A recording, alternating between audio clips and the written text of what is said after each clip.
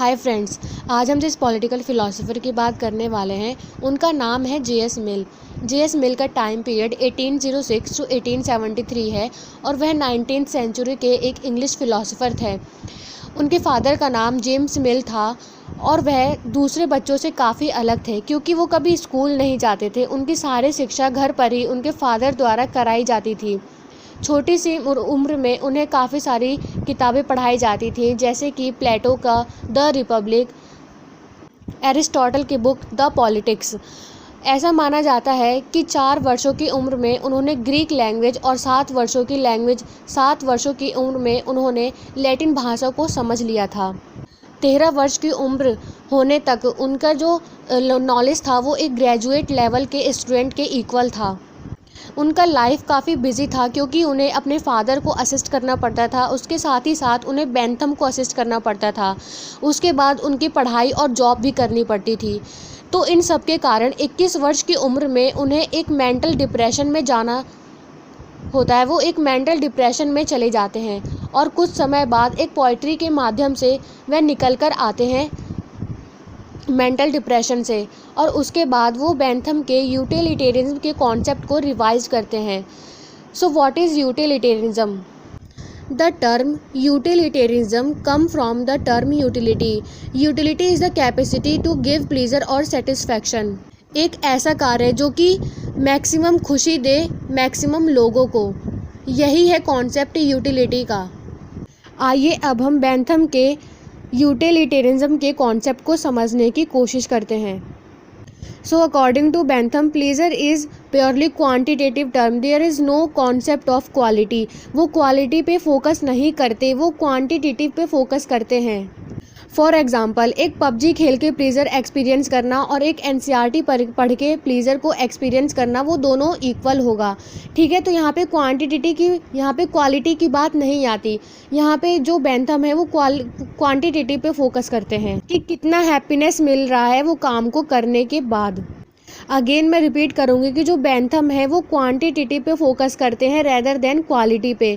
वो क्वालिटी नहीं देखते। वो किसी भी चीज़, जिस चीज़ को करने के बाद हमें खुशी मिलती है, वो उस चीज़ की क्वालिटी पे फोकस नहीं करते, क्वालिटी पे फोकस करते हैं कि काम को करने के बाद हमें कितना हैप्पीनेस एक्सपीरियंस हो रहा है।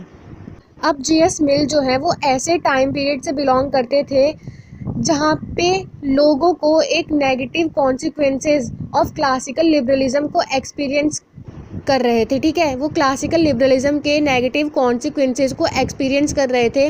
उन्हें कंप्लीट आइडिया नहीं था कि वेलफेयर स्टेट क्या होता है। तो कुछ सोशलिस्ट लोग बेंथम के इस कॉन्सेप्ट को यूटिलिटेरिज्म के कॉन्सेप्ट को क्रिटिसाइज़ करते हैं एज अ पिग्स फिलॉसफी। और जे.एस. मिल जो है वो अपने आप को शिष्य बताते हैं बेंथम का, तो वो इसीलिए उनके यूटिलिटेरिज्म के कॉन्सेप्ट को रिवाइज करते हैं। जे.एस. मिल ने यूटिलिटेरियन के कॉन्सेप्ट को रिवाइज किया through the use of idealism and materialism. Idealism जो है वो प्लेटो का मेथड है और जो मटेरियलिज्म है वो एरिस्टोटल का मेथड है।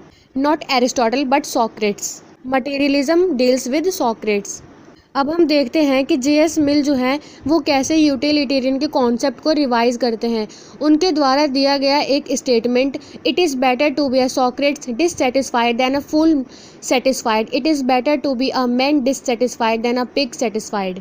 यह स्टेटमेंट जे.एस. मिल के द्वारा दिया गया था, जहाँ पे जे.एस. मिल जो हैं वो क्वालिटी पे फोकस करते हैं और जो बेंथम थे वो क्वांटिटी पे फोकस करते थे, वो क्वालिटी पे फोकस नहीं करते थे। बट जो जे.एस. मिल है वो क्वालिटी पे भी फोकस करते हैं कि अगर सॉक्रेट्स जो हैं वो डिससेटिस्फाइड है और एक मैन है जो कि सेटिस्फाइड है, तो वो इन दोनों में से सॉक्रेट्स डिससेटिस्फाइड को चुनना पसंद करेंगे। ऐसे ही दूसरा एग्जांपल मान लीजिए कि एक मैन जो कि डिससेटिस्फाइड है और एक पिग जो कि सेटिस्फाइड है, तो वो एक मैन डिससेटिस्फाइड को चूज़ करना पसंद करेंगे। यही था उनके यूटिलिटेरियन का कॉन्सेप्ट।